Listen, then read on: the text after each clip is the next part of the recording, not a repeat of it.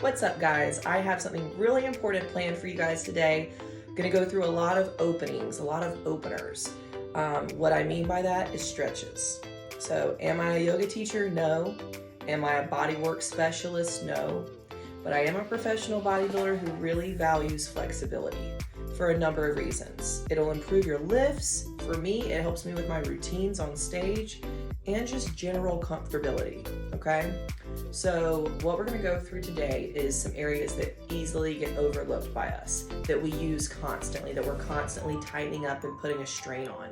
If you work in an office, you especially are gonna get a lot of benefit from going through these. We're gonna open up the front of the neck. A lot of us, including myself, deal with a posture dilemma where our shoulders tend to go forward. If I'm not careful, I'll find myself standing like this.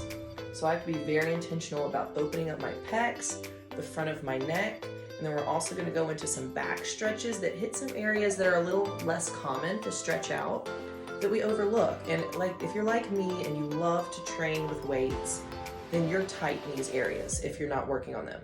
There's no way you're not. Because when you're putting that strain on your body, it's trying to recover and your muscles are trying to grow, but they're restricted if we have all this fascia on top of them that's all tangled up. So we really got to pull it out, stretch it out so that our muscles can expand. So we're going to kind of work from the top down, and we're going to end with the hip flexors, which all of us probably struggle with.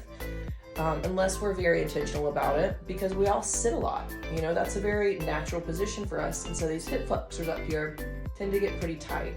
So we're gonna work on really opening those up today. So the first place we're gonna focus on is the chest and the front of the neck. So first, what you can do is roll your shoulder blades back like this, retract your spine so that your shoulder blades are pinching in the back. I don't want you to be like straining, because you don't want to be putting your body under pressure. You want to be able to release it. So roll the shoulders back, palms face forward, and then you're just going to look straight up and hold it. And breathe. You might feel some tightness in the front of your throat. And that's a good thing. That means you're working through that. So just continue to breathe. And you're going to gently take your gaze over to the left.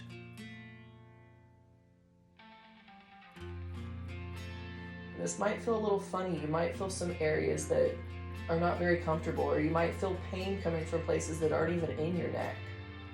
For me, I experience a lot of it in my traps.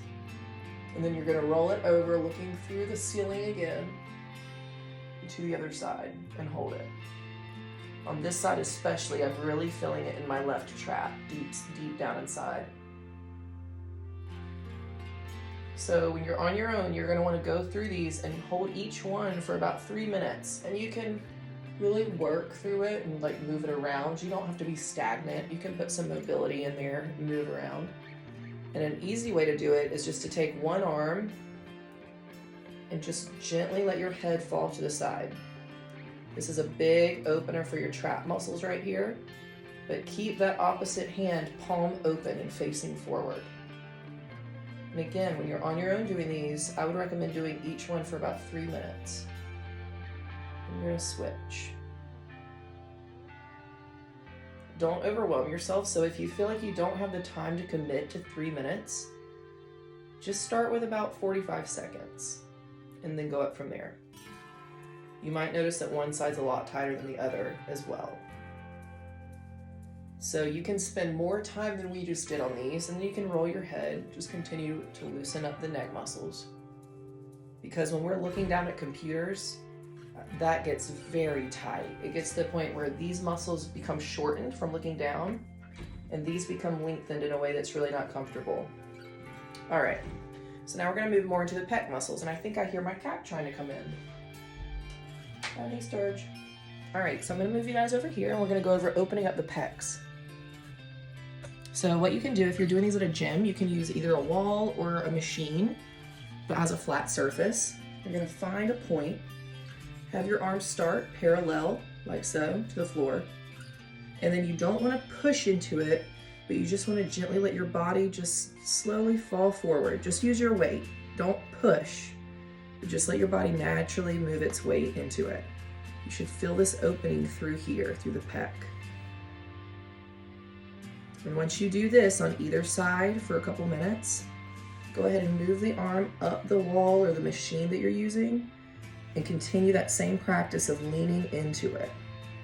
You might feel this in your armpit a little bit intense because a lot of our attachment sites are located inside our armpits. So don't be alarmed if you're feeling some tightness in there. That's good. That means you're working it out. So do that on either side. And then we'll move into our next thing that's going to really help open up the chest a little bit more. You guys are going to laugh at me for this one, but I've actually found the tool that I like the most in my house is my son's toy costume pitchfork. So very odd. If you're doing this in a gym, I would recommend using like a tube that doesn't have a lot of weight to it. You really don't want to be holding, like straining to hold this up. You just want something very light that you can just work behind your back. So you want to get to the point where your arms can be straight all the way through this movement. I'll show you from the side what I'm doing. Huge pec opener. If you feel yourself straining, then put a little bend into your arms. And the reason that we're doing this one after the first chest opener is to go ahead and get it a little bit looser so you're not coming in tight trying to do this one, because this is a pretty intense one. And you can also take your arms a little wider. And eventually the goal is to move your hands closer and closer together. If you find that this is as far as you can go, which right here, this is me, as far as I can go, I'm gonna go a little bit wider with my hands and bend my arms a little bit to do that. So we're working towards straightening our arms and getting our hands closer together on the bar. So that's a big chest opener. Now we'll move into some of the back openers. We'll come back over here to the side of the wall. And what I like to do, and this really hits the lower traps, rhomboids a little bit, is I take my hand and I bend my knees.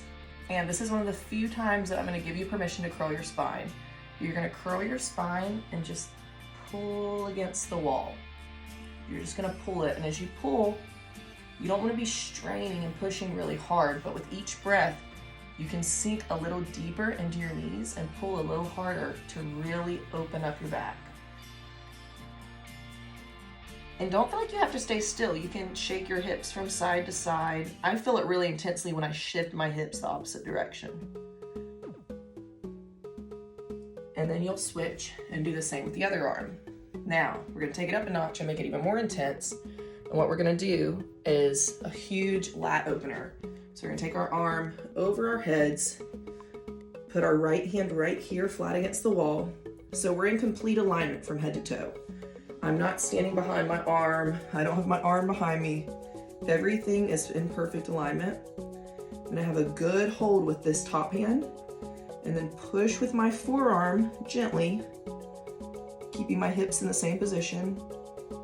And as I push with each breath, I can push a little further and it's gonna open up this flat right here. It's gonna really help release that, because this is an area that we don't stretch very often. You know, and you'll switch into the other side. And again, try to hold these for an extended period of time. I would suggest up to 3 minutes, but start at 45 seconds if that's too much for you. But these are areas that really get overlooked. So your posture will improve dramatically if you haven't been doing these. Your lifts will feel better, your body will feel better, and your muscles are gonna grow a lot easier. So the last one I'm gonna show you is the hip flexor opener. Okay, this is a two-part.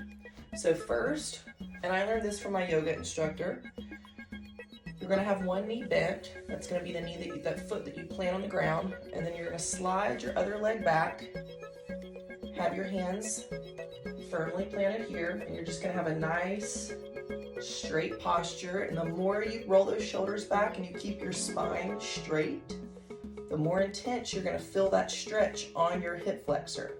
So I'll do it from the opposite direction so you can see a little easier. So same thing, starting in a kneeling position, good posture.